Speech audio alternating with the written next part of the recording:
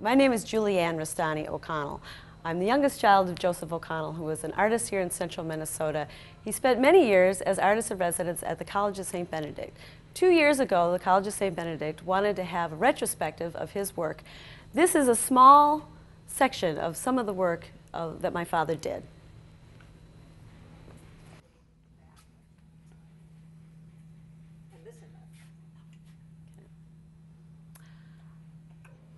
The retrospective, I thought, would be great to begin with some of my father's more personal mementos, and also just part of his work, because his work was his life, and we were all intertwined with that life. As an example, this was our childhood high chair. My father couldn't just allow a piece of wood to be a piece of wood. He liked to embellish practically everything. The photographs you see here are from his studio. Not only did he do the photography of all his work, he also was self-sufficient in the fact that his studio had a darkroom, a forge, all the welding material. He did all his stonework there, his wood carving there, and this is a little bit what it looked like to be in his studio. At the very beginning of my father's career, he built a plastic tent that went over our garage and an old chicken coop. And he had a wood-burning stove, and he was doing commission work for churches here in this plastic tent in the chicken coop. It went full circle. Here he is back at St. Ben's working on a triptych for a church in Las Vegas. And this was his last piece. It was 3 tons of Indiana limestone in 3 sections that took him 6 years to complete. This is a print that he did many years ago when my brother Brian was a very small child. He looked up at my dad from his crib and said, "You know, Dad, you look weird." And my father took a mirror and looked down at the mirror and realized, boy, you know, to a child in a crib, your dad does look very odd. And this was his view of what my brother was seeing: the large ears, the big glasses, the enormous hand, and kind of a harlequin look, because that's what all parents look like to their children. Everyday things could not ever be unembellished for my father. He was an artist 24/7. So something as simple as sending a birthday card to one of his grandchildren became an artistic endeavor. A button that he gave to my brother for something he did in grade school, and a toy for my niece, all made from things found around his workshop. My father married an artist. They met in Chicago in art school. My mom was an illustrator. She picked up a pen and just began to draw on practically everything. These are calendars that she used to draw on consistently. This is a caricature of J.F. Powers, who was a writer, and that is from his daughter's book that's just been recently published. And then her fashion drawings that were done for Marshall Fields in Chicago. Going to some of the different pieces, my father worked in printmaking, in woodworking, painting, drawing, and over here are drawings that he did for his life drawing class that he taught at St. Ben's. He found it was very important for students to do life drawing, where you are in front of a model and that you are forced to draw the human figure, which is known as the most difficult thing to draw. These are mock-ups for work that would eventually be done, but these are just drawings for the planning purposes of pieces. You'll see this angel repeatedly in his work, archangels, angels. And my father started painting pretty late in life, and I found this piece in the archives. I didn't even really know it was in there. It was stuck in between a bunch of drawings.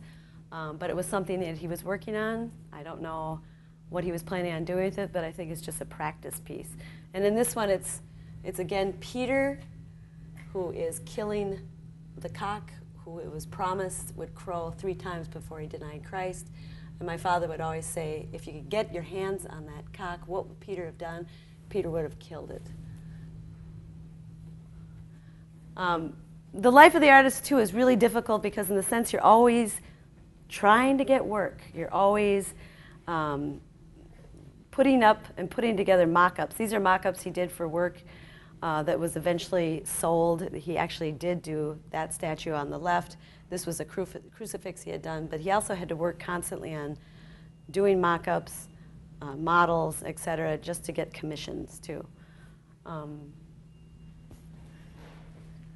Engravings. I think out of all the woodworking, the metalwork, the stone carvings, I think engraving was probably his favorite thing to do because he did quite a lot of them.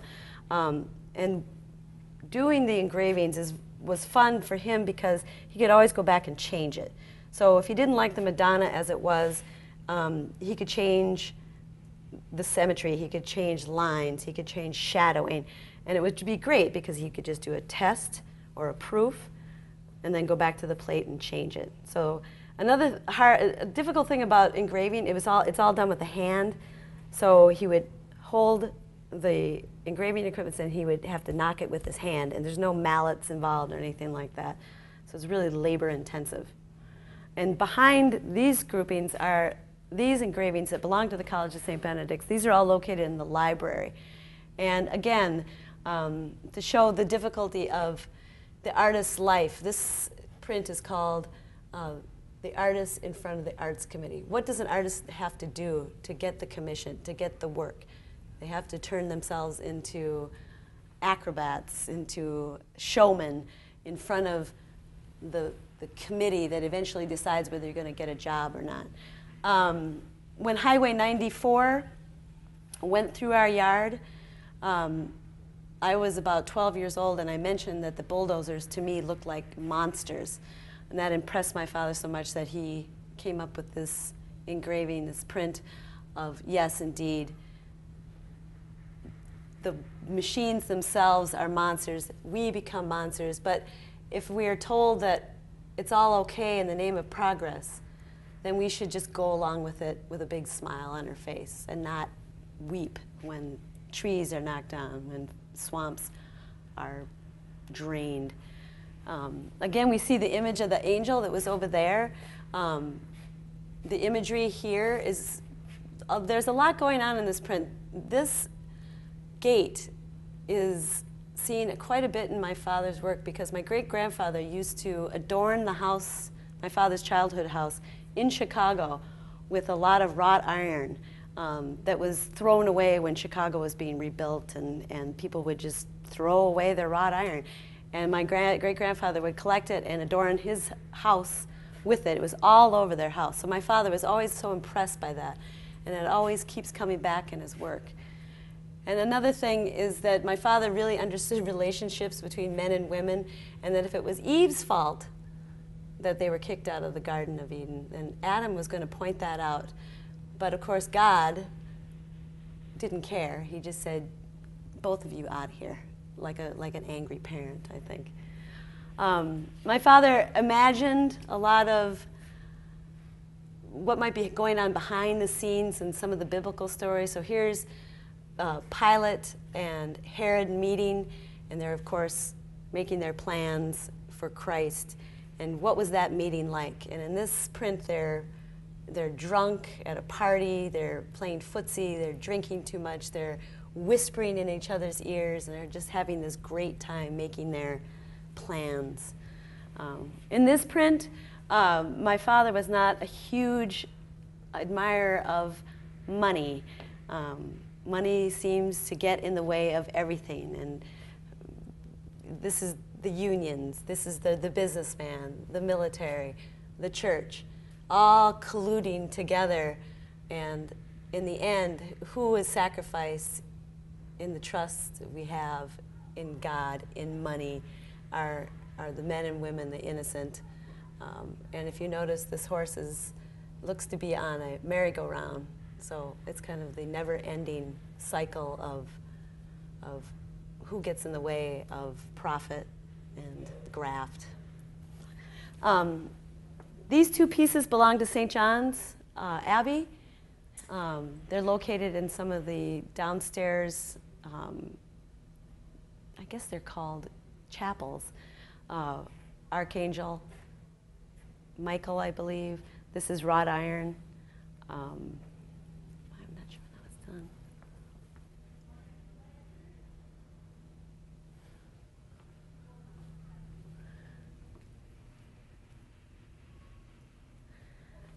This is a woodcut of the Last Supper. Very bold, very striking. This actually belonged to me, but I decided to donate it to the College of St. Benedict, to their permanent collection.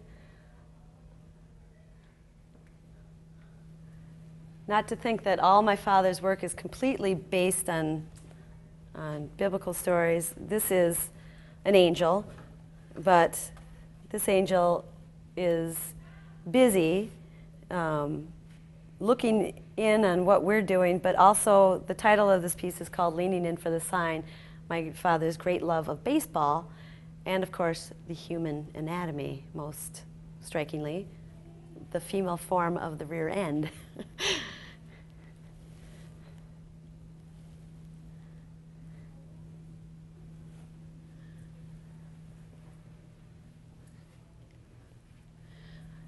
This is a wrought iron sun that my dad did in the early 70s for the Petters store when they opened a second store called Petters 2. It belongs to John Petters. It's, as I said, wrought iron.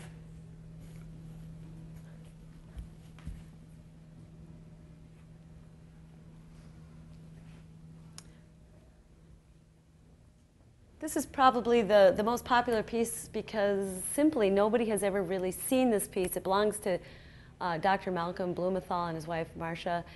They live down in the cities, and it's a mobile, and it moves, and it's done in a few different pieces. It's completely balanced.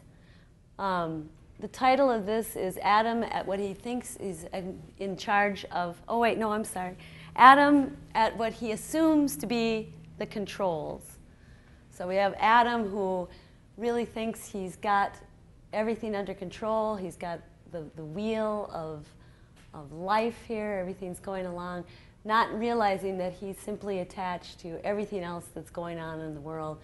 Here's Eve, there's God, and everything is held in balance by just little hands.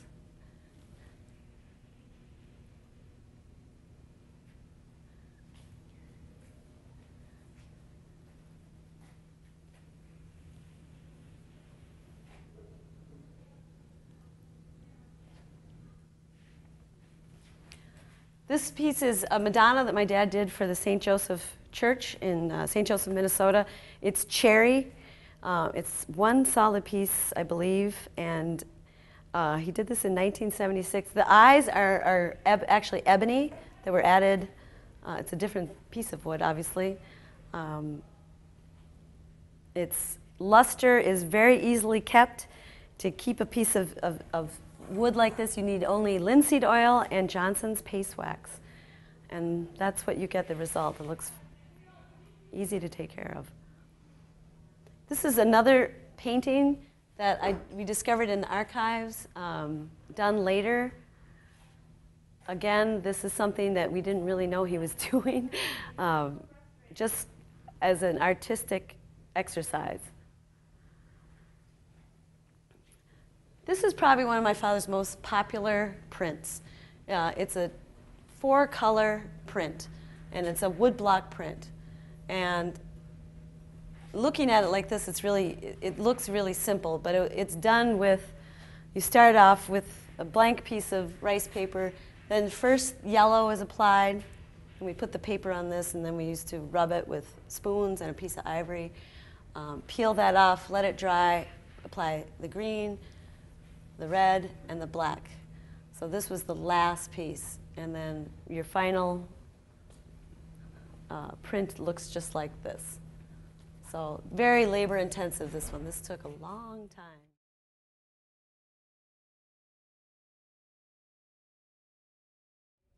When they do something like this and when they dye, you're supposed to destroy the plates.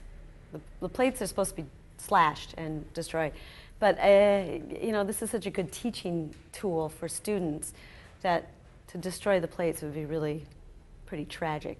But for students to be able to see this, you know, this, if you want to do that, then you have to do this, this, this, and this. And then, you know, this is a proof. And so, you know, you'd have to look at this and decide, you know, is this what I want yellow? Is this what I want green? So it takes a long time. But once you're done, I mean, this is a print that can be done over and over and over again. I mean, if you decide you want to do 200, then that's great. Then you're going to do 200.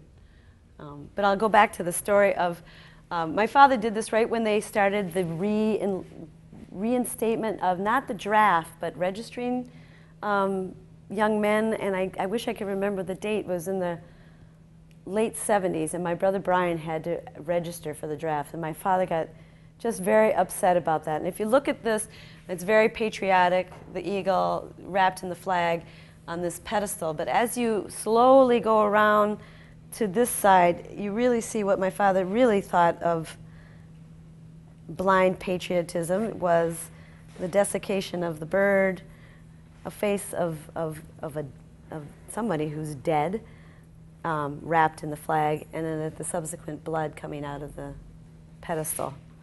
And this does belong to my brother, who luckily never had to go into the military or end up being drafted. The bird motif, my dad was crazy about birds. In a lot of his work, you'll see crows, eagles, and many, many owls. Just was part of his passion because his studio was located in the woods. And above this is another wood print, The Night of the Rollers. And this was in honor of the fact my mother used to put her hair in rollers at night.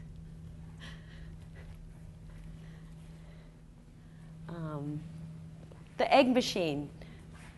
This was done in the early 70s for Jack Frost, which eventually became Golden Plump.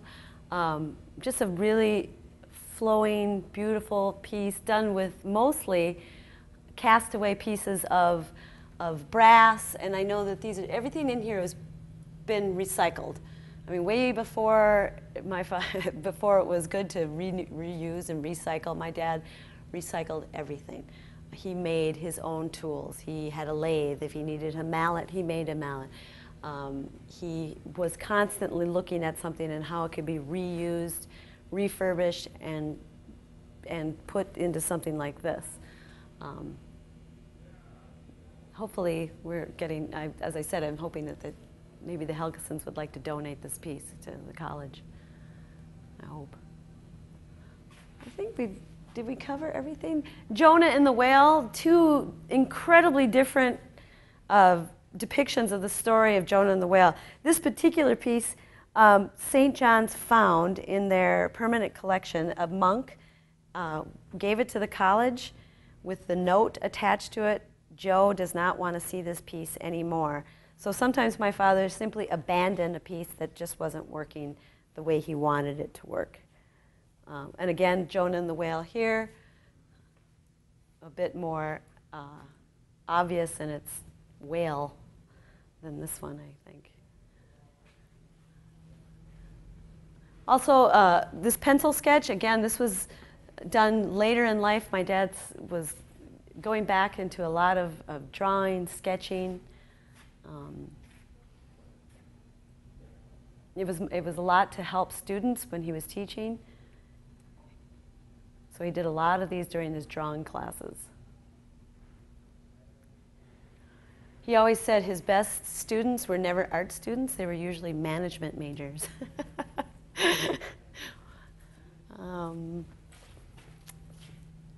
Again, he always was, you know, a lot of people mention the fact that my father his hands were always kind of first and foremost in a lot of his work.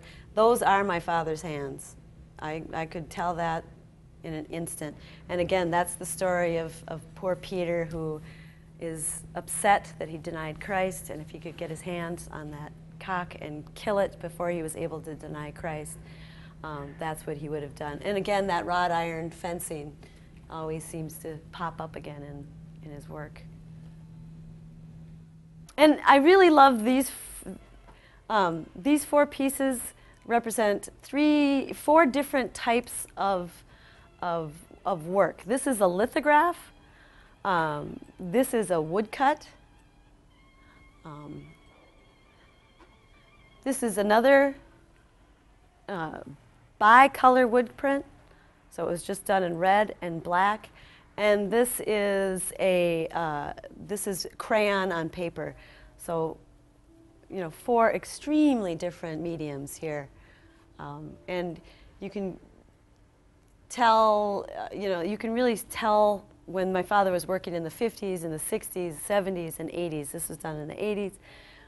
This was done in the 60s. And I always like this because my father was really cognizant of who was with Christ when he died.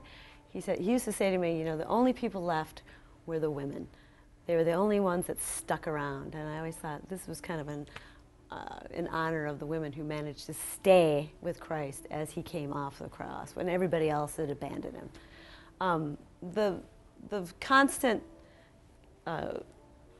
loop here is something I asked St. Ben's to do in order for them to not only see the small selection of work that they've showing, but then practically everything. And the College of St. Benedict is fantastic. On their website is a link where you can see all his work categorized in wood, stone, metal, and I believe the prints. For everybody to see anywhere in the world, they can see it. So very, very amazing website that you can see everything. So if you've missed anything here, it can be seen on their website. Again, this was done when 94 came pretty much right through our yard, and we remarked on how the land movers and the bulldozers look like monsters, and I think my dad captured the monster quality of a bulldozer and then the sad monster-like quality of the man driving the bulldozer without giving a second thought as to what he was doing and what he was destroying.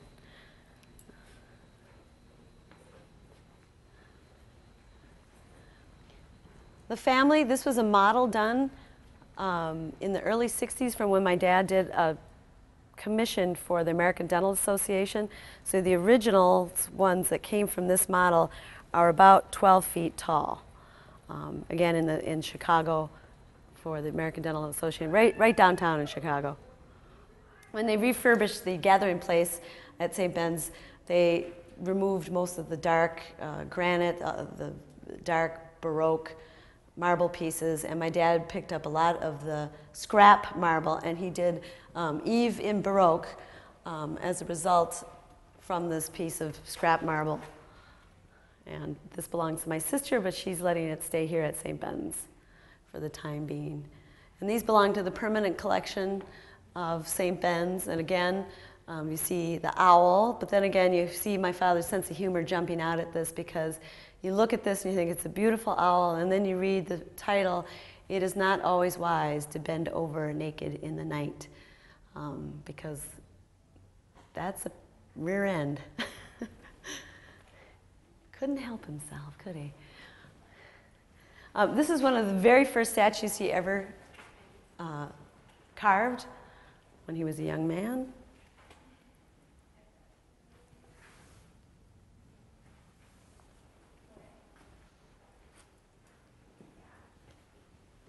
My mom gifted St. Ben's this statue.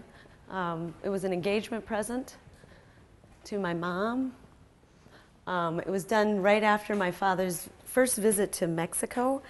Right after World War II, he and his friend got in a car and drove down to Mexico.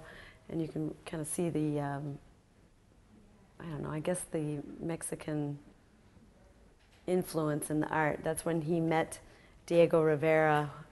He found Diego Rivera working in a church, and my father very boldly climbed up the scaffolding to talk to Diego Rivera And when he saw Diego Rivera had a very beautiful art assistant who was mixing his paints, he said that was the moment he decided he wanted to be an artist.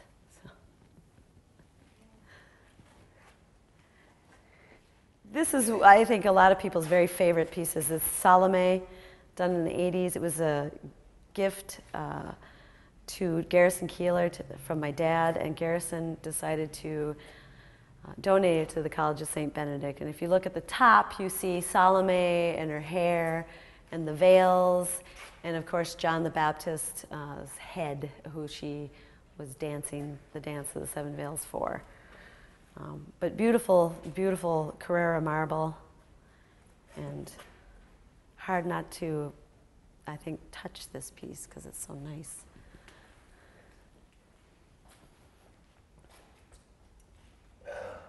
It is very cool. And you can touch it, Everybody touches it. Isn't it nice? And my dad said, touch it. He always wanted people to touch his work. Touch it, look at it. Isn't it nice? Oh, I didn't look at the top of it when Oh, we went yeah. by yesterday. There's It the just heads. I looked at it and it was like, oh, Yeah. interesting. And then I didn't Oh, no. go like this. No, you can see her That's face it. and the hair and the veils swirling around and the hands on his head, holding his head. Yeah, it's beautiful. I love this piece. It was really nice of him to donate that. This is a piece that was done right when the BAC opened. It's St. Benedict and the raven who saved his life. It's another wrought iron piece.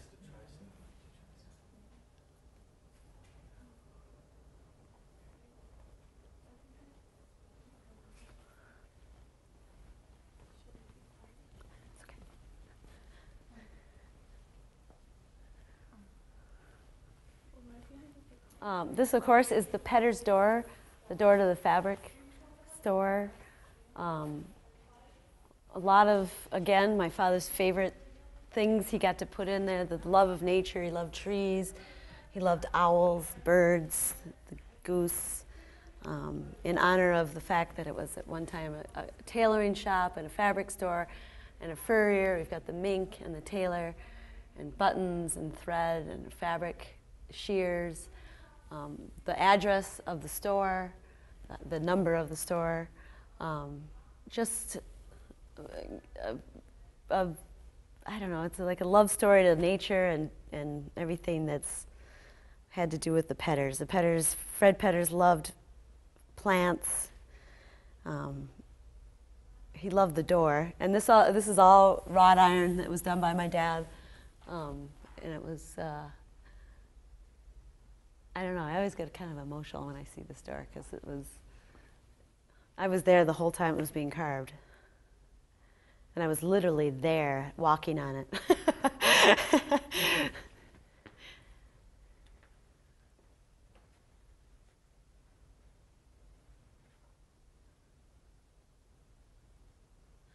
And this is a lead piece that hung outside for years on our garage.